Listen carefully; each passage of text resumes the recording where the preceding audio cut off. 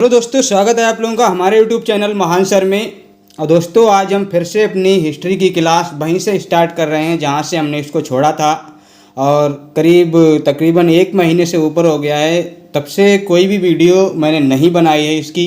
लेकिन अब मैं जहां तक मेरा प्रयास है, और प्रयास नहीं, मैं पूरी कोशिश करूंगा कि अब रेगुलर आपको वीडियो मिलती रहेगी। और अगर आपको प्रतिदिन वीडियो नहीं मिलती है तो दूसरे दिन तो आपको वीडियो मिलती ही रहेगी, ऐसा मेरा प्रयास रहेगा। और मैंने हिस्ट्री का जो क्या बोलता हूँ कंटेंट है वो पूरा का पूरा रेडी कर लिया है। तो अब आपको वीडियो लगातार इसकी मिल जाएंगी और जल्द से जल्द हम इसको ख़त्म कर देंगे। 2-3 वीडियो इसकी और लगेंगी और पूरा का पूरा आपका हिस्ट्री ख़त्म हो जाएगा। तो अभी तक के लिए जो क्लासें रुकी हुई थी उसके लिए मैं दिल से सॉरी बोलता हूँ, क्योंकि कंटेंट नहीं तैयार था और कंटेंट तैयार नहीं था और मैं भी तैयार नहीं था, तो इसलिए नहीं बन पा रही थी। और अब मैं आप लोगों से ये सपोर्ट चाहता हूँ कि आप लोग सपोर्ट बनाए रखिए, चैनल को सब्सक्राइब कर लीजिए अगर आपने नहीं किया है, और दोस्तों को शेयर कर दीजिए, क्योंकि अब जो क्लासें हैं वो रेगुलर आएंगी। इसके बाद मैं पॉलिटी का सेक्शन जो है स्टार्ट करने वाला हूँ, और साथ में होगा तो ज्योग्राफी का भी करूँगा, लेकिन पॉलिटी का तो करूँगा ही करूँगा।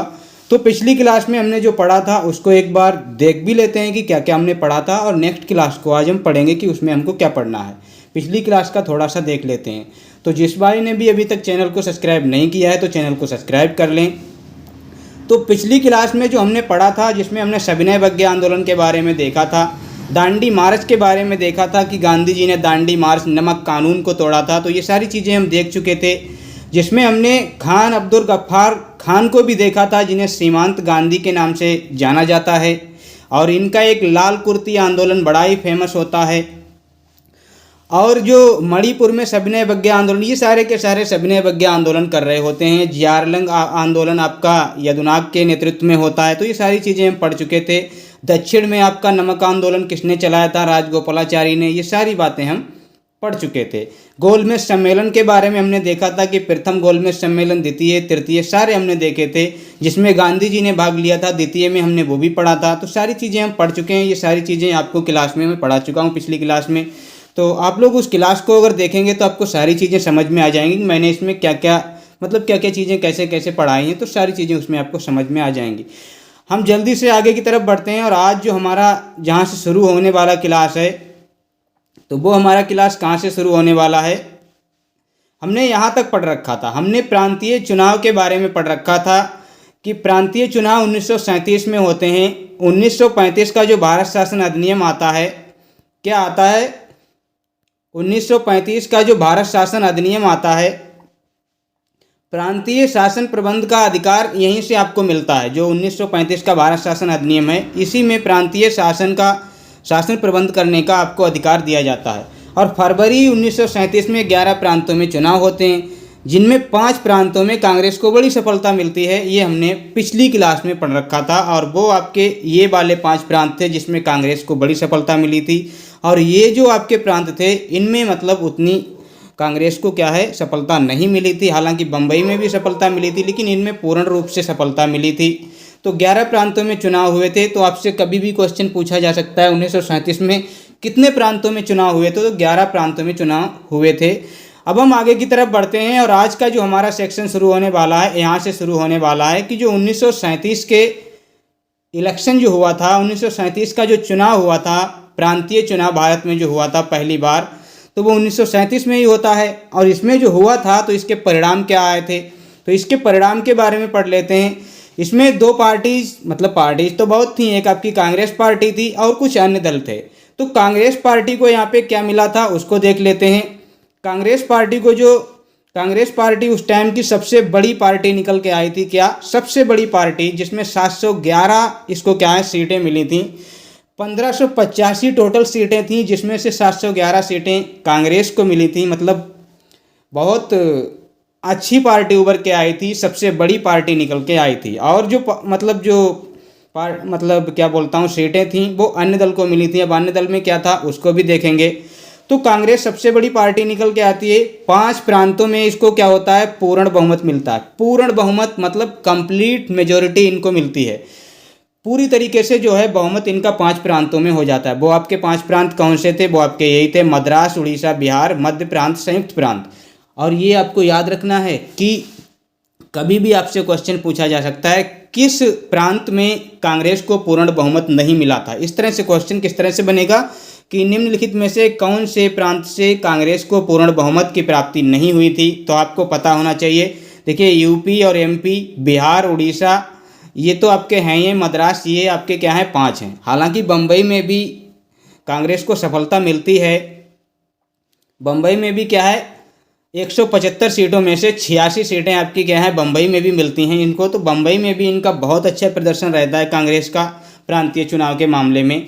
और 8 प्रांतों में कांग्रेस की सरकार भी बनी थी। कितने प्रांतों में? 8 प्रांतों में कांग्रेस की सरकार बनी थी, जिसमें से जो संयुक्त प्रांत था वहाँ पे गोविंद बल्लभ पंत की सरकार बनती है, और मध्य प्रांत में एन.बी. खरे की आपकी सरकार बनती है, बिहार में कृष्ण सिंह की सरकार बनती है। तो ये आपको मतलब संयुक्त प्रांत है, मध्य प्रांत है, बिहार है, आपको ये तो पता ही होना चाहिए कि 1937 के जो इलेक्शंस हुए थे उसमें 5 प्रांतों को पूर्ण बहुमत मिला था कांग्रेस को। तो ये आपको बहुत अच्छे से पता होना चाहिए। अब अन्य दल को भी देख लेते हैं। अन्य दल में एक पार्टी आती है, अंबेडकर की पार्टी होती है, जिसका नाम होता है, जिसका क्या नाम होता है दोस्तों? Independence labour party. क्या है? स्वतंत्र लेबर पार्टी जिसका नाम होता है। 13 सीटें इसने जीती थी। कितनी सीटें जीती थी? 13 सीटें आपकी इसने जीती थी, अंबेडकर की पार्टी ने। एक और पार्टी आती है जो कि पंजाब में होती है, यूनियनिस्ट पार्टी और मुस्लिम लीग, जिसमें हयात खान की सरकार बनती है। किसकी सरकार बनती है यहाँ पे? हयात खान की सरकार बनती है। हयात खान मुस्लिम लीग के व्यक्ति होते हैं, उनकी यहाँ पे क्या बनती है? यूनियनिस्ट और मुस्लिम लीग को मिला के ये हयात खान पंजाब में अपनी क्या बना लेते हैं? सरकार का गठन कर लेते हैं। आगे बंगाल में कृषक प्रजा एक पार्टी होती है और मुस्लिम लीग के फजलुल हक होते हैं। तो ये मिलके बंगाल में अपनी पार्टी को बनाते हैं, बंगाल में अपनी सरकार को बनाते हैं। तो ये अन्य दल थे जिसमें आप देखेंगे थे कि एक तो आपकी इंडिपेंडेंस पार्टी जो कि क्या बोलते हैं, अंबेडकर जी की थी। इंडिपेंडेंस लेबर पार्टी थी, 13 सीटें जीती थी। और बाकी पंजाब और बंगाल में आप देखेंगे तो मुस्लिम लीग ने क्या है, किसी न किसी पार्टी के साथ मिलके अपनी सरकार वहाँ पे बना ली थी। तो मुस्लिम लीग भी मतलब एक अच्छे लेवल पे आ रही थी। हालांकि कांग्रेस का जो बहुमत था वो बहुत मतलब बड़ा था, और कांग्रेस की तुलना में मुस्लिम लीग कुछ भी नहीं थी। लेकिन फिर भी मुस्लिम लीग क्या थी, एक विरोधी मतलब पार्टी बन के आ रही थी, एक क्या बोलते हैं, विपक्ष की पार्टी बन के आ रही थी।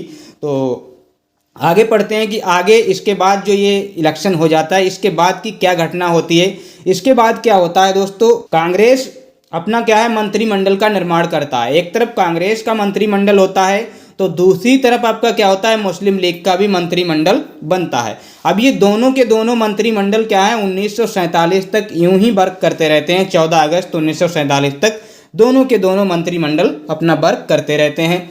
क्योंकि 14 अगस्त 1947 को क्या होता है, पार्टीशन ऑफ इंडिया हो जाता है। पार्टीशन जब होता है तो 14 को क्या होता है, पाकिस्तान बन जाता है 14 अगस्त को। 14 अगस्त को क्या होता है, 14 अगस्त 1947 को पाकिस्तान बन जाता है। उसके बाद अब हम थोड़ा पीछे जाते हैं और हिस्ट्री को फिर से रिकवर करने की कोशिश करते हैं। कहाँ से देखते हैं, द्वितीय विश्व युद्ध। द्वितीय विश्व युद्ध क्या है, ये अभी 1937 से ही तो मतलब अभी तो चुनाव हमने कराए थे, और तुरंत ही क्या हो जाता है, आपका द्वितीय विश्व युद्ध हो जाता है 1939 में। अब ये द्वितीय विश्व युद्ध क्या है, बहुत बड़ा रोल प्ले करने वाला है भारत की आज़ादी के लिए। कैसे करने वाला है, क्योंकि यहीं पे तो भारतीयों को एक मौका मिलेगा कि अब अंग्रेज़ों को परेशान किया जाए, और अंग्रेज़ों को परेशान किया जाए ताकि वो हमको जल्द से जल्द आज़ादी दे सकें। तो द्वितीय विश्व युद्ध क्या होता है, द्वितीय विश्व युद्ध में आपका क्या होता है, देखिए यहाँ पे 2 चीज़ें होती हैं। एक होते हैं आपके मित्र राष्ट्र और दूसरे होते हैं धुरी राष्ट्र। अब मित्र राष्ट्र जो होते हैं उनमें यूके, यूएसए, रसिया। अब ये यूके, यूएसए, रसिया क्या होता है, अगर आप लोगों को नहीं पता है तो मैं आपको बता देता हूँ। यूके बोलते हैं यूनाइटेड किंगडम को।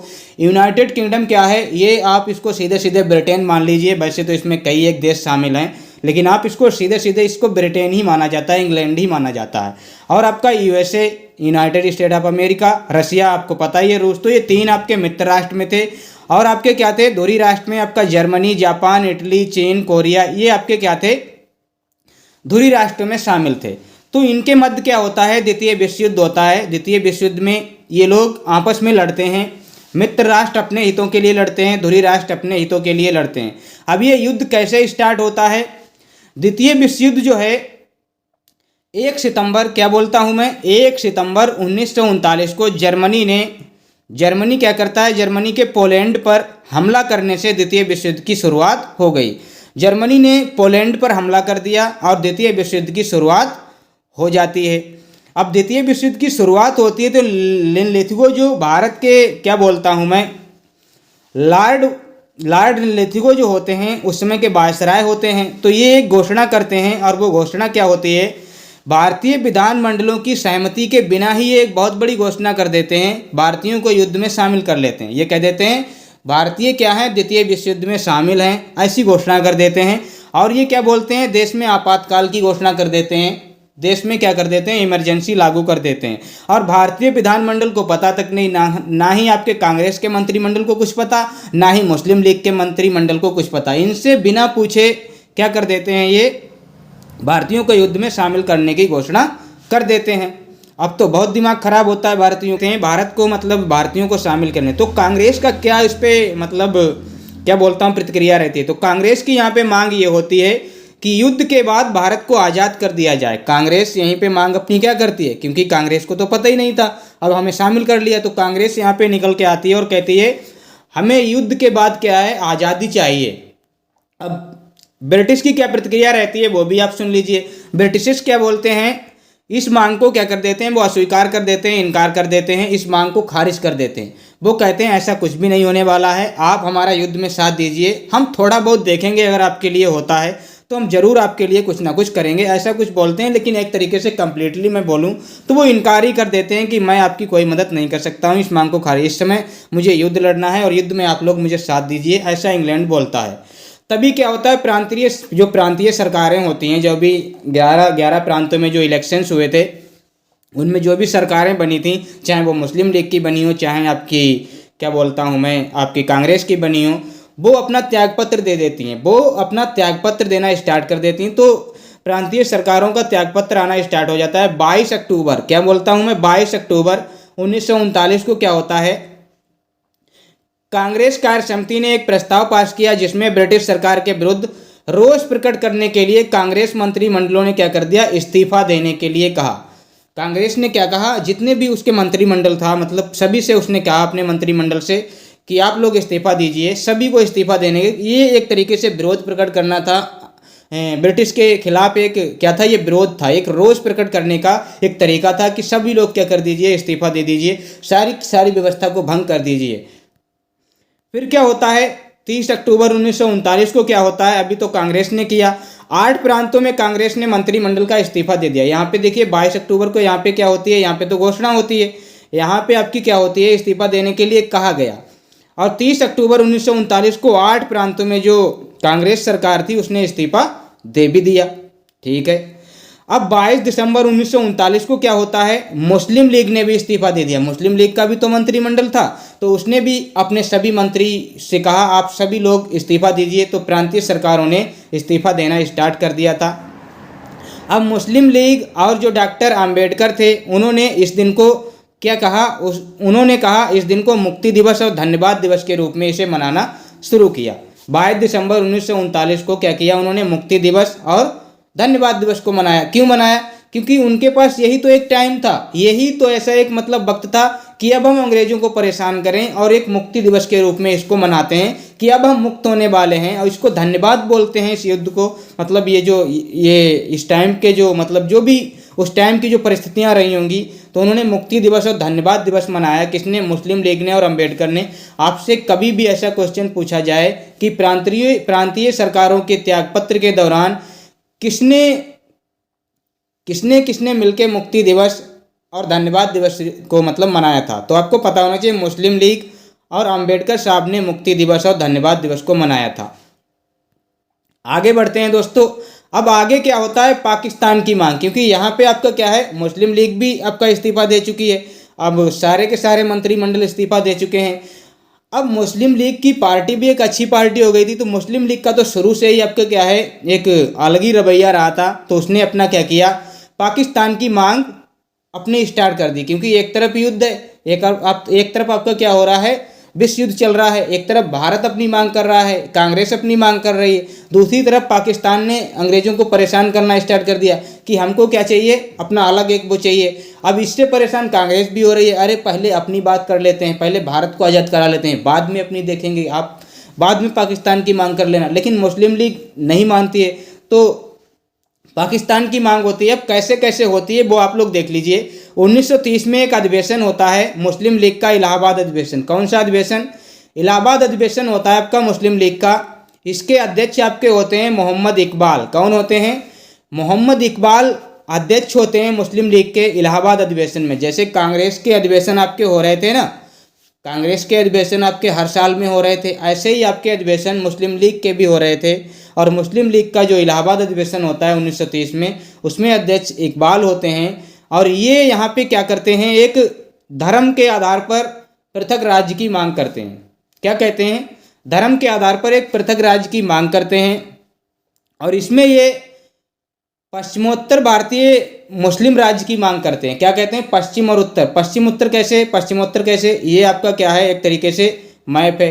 ये आपका क्या है, इंडिया। तो ये वाला आपका क्या है, यहाँ पे हिस्सा पाकिस्तान का है। तो ये पश्चिमोत्तर भारत का ये क्या कहते हैं कि वो हमको मुस्लिम राज्य के नाम से चाहिए है। तो ये क्या है, पश्चिमोत्तर भारत में मुस्लिम राज्य की मांग करते हैं। अभी तक पाकिस्तान शब्द का नाम नहीं आया है, इन्होंने क्या कहा है, पश्चिमोत्तर भारतीय मुस्लिम राज्य की हमको क्या चाहिए, मांग करते हैं ये। और ये आपकी जो इमेज आपकी दिख रही है इनकी, ये आपकी जो इमेज है ये मोहम्मद इकबाल की ही इमेज है।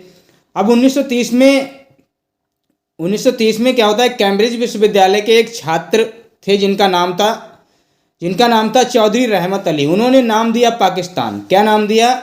ये जो राज्य की मांग हो रही थी मोहम्मद इकबाल के द्वारा, तो इसको नाम जो कैम्ब्रिज विश्वविद्यालय होते हैं उसके एक छात्र होते हैं रहमत अली, चौधरी रहमत अली। उन्होंने इस राज्य का नाम दिया पाकिस्तान। और इस पाकिस्तान में उन्होंने क्या क्या बताया कि इस पाकिस्तान में जो पंजाब है वो भी होगा, अफगानिस्तान है वो भी होगा, और कश्मीर वाला इलाका भी इसमें शामिल होगा, और सिंध और बलूचिस्तान तो इसमें होगा ही होगा। तो ये पाकिस्तान के हिस्से बताया कि पाकिस्तान में ये लोग शामिल होंगे, ये क्षेत्र आपके पाकिस्तान में होंगे। अब 23 मार्च 1940 को क्या होता है, मुस्लिम लीग का एक अधिवेशन होता है, लाहौर अधिवेशन। मुस्लिम लीग का लाहौर अधिवेशन होता है, अध्यक्ष होते हैं मोहम्मद अली जिन्ना। कौन होते हैं? जिन्ना इसके अध्यक्ष होते हैं। और जिन्ना अध्यक्ष होते हैं तो जिन्ना इसमें क्या कहते हैं, मुस्लिम राष्ट्र की मांग करते हैं। क्या करते हैं? मुस्लिम राष्ट्र की मांग करते हैं। मोहम्मद अली जिन्ना ने औपचारिक रूप से क्या कर दी थी, औपचारिक रूप से, औपचारिक बोलता हूँ, ऑफिशियली मतलब हमको चाहिए ही चाहिए, हमको पाकिस्तान चाहिए ही चाहिए, इस तरह से इन्होंने मांग कर दी थी मोहम्मद अली जिन्ना ने। अब किसी भी कीमत पे पाकिस्तान की मांग को टाला नहीं जा सकता था, इस तरह से इन्होंने मांग रखी थी अपनी। तो मोहम्मद अली जिन्ना, अगर पाकिस्तान का नाम आता है तो मोहम्मद अली जिन्ना का नाम ऑटोमेटिकली ही आ जाता है कि किसने मांग की थी, किसने इतना आंदोलन किया था पाकिस्तान के लिए, तो मोहम्मद अली जिन्ना थे। तो मोहम्मद अली जिन्ना ने जो पाकिस्तान की मांग की, इसमें कुछ लोग और भी इनके शामिल थे, तो उनको भी जान लीजिए। इस पाकिस्तान का जो प्रारूप तैयार किया था वो सिकंदर हयात खान ने तैयार किया था, और जो प्रस्तुति इसकी हुई थी इस प्रारूप की, वो फजलुल हक के द्वारा हुई थी। और इसमें एक और व्यक्ति शामिल थे जिनका नाम क्या था, खलीक उज्जमा था, इन्होंने समर्थन दिया था। अगर आपको ये भी याद नहीं रहता है कि किसने क्या किया था, तो आपको ये नाम याद होना चाहिए। फजलुल हक थे, खली उज्जमा थे, और आपके क्या थे, सिकंदर हयात खान। ये लोग इसमें क्या थे, शामिल थे। पाकिस्तान की मांग के लिए इन्होंने मतलब एक क्या बोलता हूँ मैं, बहुत बड़ी भूमिका निभाई थी। ये लोग उभर के आए थे जिन्होंने पाकिस्तान की मांग की थी। तो पाकिस्तान की मांग मतलब काफ़ी पीछे से हो रही थी। मुस्लिम लीग का जब गठन होता है आपका 1906 में, वहीं से एक तरीके से एक बू आने लगती है कि एक अलग राज्य की मांग आगे होने वाली है। और 1939 में 40 में क्या हो जाती है, उसकी मांग निकल के आ ही जाती है 23 मार्च 1940 में। तो पाकिस्तान की मांग कैसे हुई, इलाहाबाद अधिवेशन 1930 में, अध्यक्ष मोहम्मद इकबाल जिन्होंने मांग की, धर्म के आधार पर पश्चिमोत्तर भारत प्रांत, कैम्ब्रिज विश्वविद्यालय के छात्र ने पाकिस्तान नाम दिया। लाहौर अधिवेशन 1940 में 23 मार्च, पाकिस्तान की मांग के लिए सिकंदर हयात खान, फजलुल हक और आपकी ये कौन आपके कहें खलीक उज्जमा, इन्होंने क्या है मांग की। आगे बढ़ते हैं दोस्तों।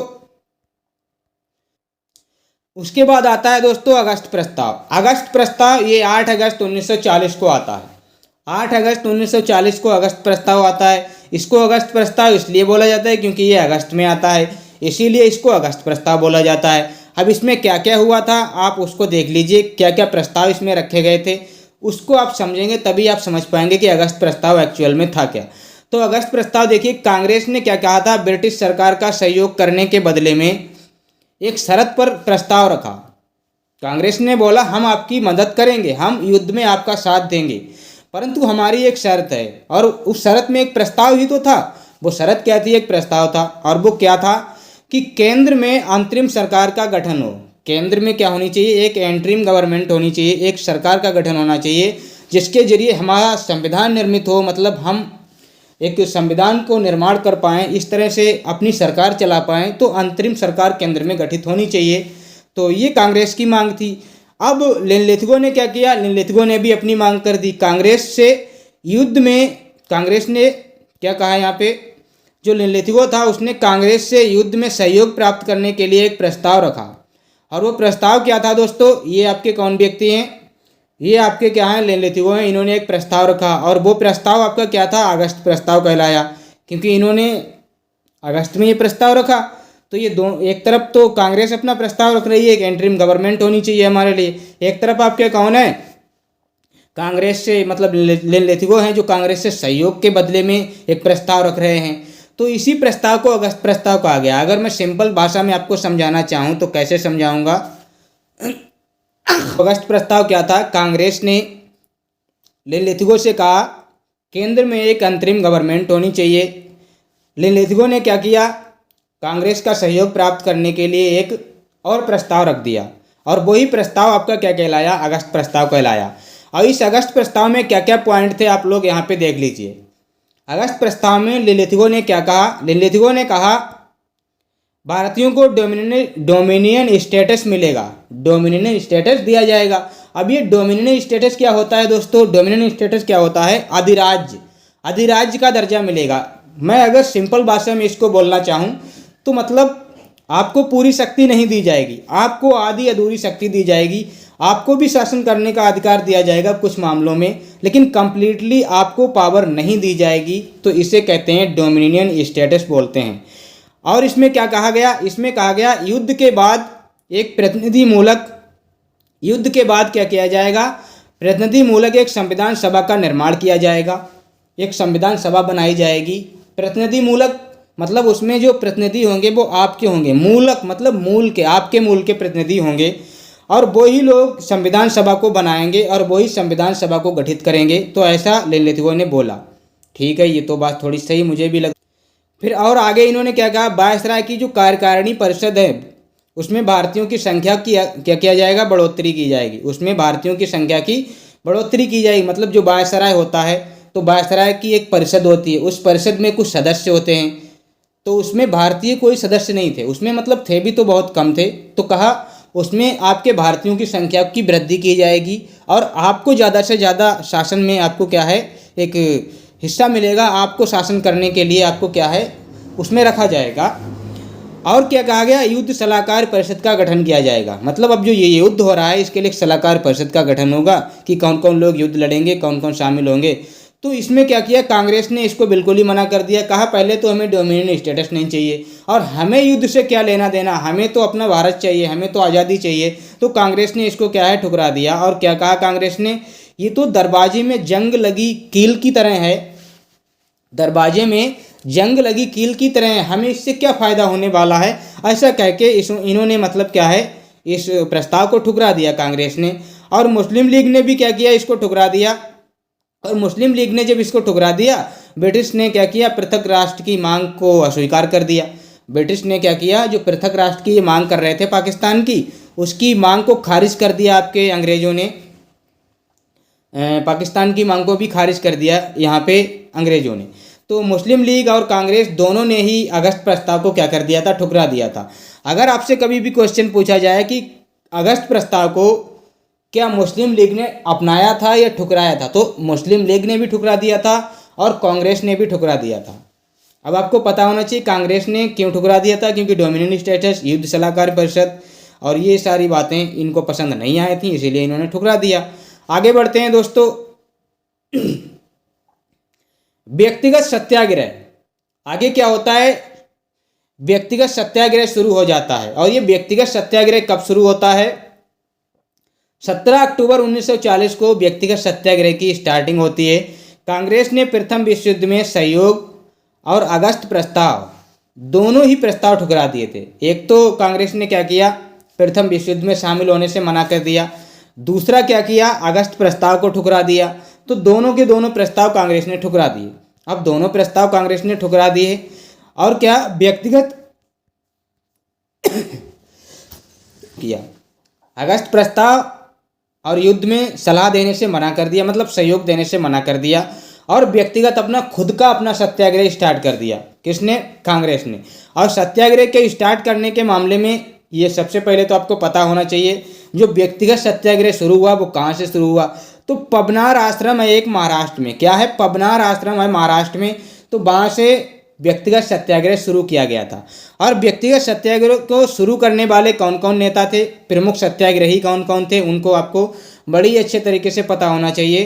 तो वो आपके कौन कौन लोग थे, एक तो पहले जो सत्याग्रही थे वो आपके विनोबा भावे थे। कौन थे, विनोबा भावे प्रथम सत्याग्रही नेता थे। दूसरे आपके कौन थे, दूसरे आपके जवाहरलाल नेहरू थे। और तीसरे आपके कौन थे, ब्रह्मदत्त थे। तीसरे आपके कौन थे, ब्रह्मदत्त थे। ये तीन नेता थे जिन्होंने सत्याग्रह में आपका क्या है, भाग लिया था। तो आपसे कभी भी पूछा जाए क्वेश्चन कि सत्याग्रह में किन किन नेताओं ने भाग लिया था, ये आपसे ये पूछा जा सकता है किसने भाग नहीं लिया था। तो विनोबा भावे ने भाग लिया था, जवाहरलाल नेहरू ने भाग लिया था, ब्रह्मदत्त ने भाग लिया था। ये तीन प्रमुख सत्याग्रही थे। हालांकि बहुत से सारे सत्याग्रही थे, 20,000 सत्याग्रही आपके क्या हैं, नेहरू जी लेके चलते हैं, जिनकी गिरफ्तारी आगे चल के हो जाती है। तो ये आपके कौन है, विनोबा भावे हैं, ये आपके कौन है, नेहरू जी हैं, और ये आपके कौन है, ब्रह्मदत्त हैं। तो विनोबा भावे ने जो आपका आंदोलन स्टार्ट किया था सत्याग्रह वाला, ये इन्होंने 17 दिसंबर 1940 को ठप कर दिया। इन्होंने 17 दिसंबर 1940 को क्या कर दिया, इसको ख़त्म भी कर दिया था। उसके बाद नेहरू जी ने इसकी बागडोर संभाली और 5 जनवरी 1941 को इसको फिर से शुरू किया। और इन्होंने क्या कहा, दिल्ली चलो का नारा दिया था। इसमें सत्याग्रह में क्या कहा था इन्होंने, दिल्ली चलो का नारा। तो दिल्ली चलो का नारा आपसे पूछा जाए सत्याग्रह चलाते टाइम किसने दिया था, तो आपका नेहरू जी ने दिया था, ना कि विनोबा भावे और ब्रह्मदत्त ने। तो किसने दिया था, नेहरू जी ने दिया था। और 20,000 सत्याग्रहियों की गिरफ्तारी इनके काल में हो गई थी, क्योंकि इनके साथ 20,000 सत्याग्रही थे। 20,000 सत्याग्रही का मतलब ही क्या था, अंग्रेजों की एक तरीके से मुखालफत कर रहे थे, अंग्रेजों की खिलाफत कर रहे थे। तो इनको गिरफ्तार कर लिया गया था, 20,000 सत्याग्रही को। तो ये था आपका क्या, सत्याग्रह, व्यक्तिगत सत्याग्रह ये आपका चल रहा था। इसके बाद आपका क्या आता है, क्रिप्स मिशन आता है भारत में।